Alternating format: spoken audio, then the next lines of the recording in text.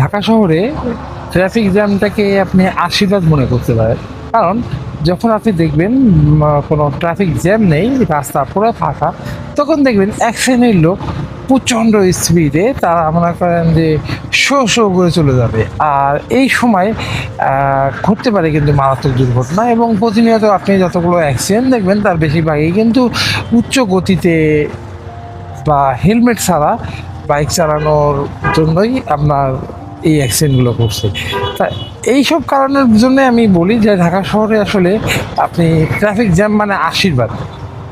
কারণ traffic jam থাকলে আপনার উচ্চ গতিতে যে মানে একজন একজনের মানে চেজিং করছে, সেটা কিন্তু করতে পারে না, যার কারণে কিন্তু দুর্ঘটনা অনেকাংশে কম হয়।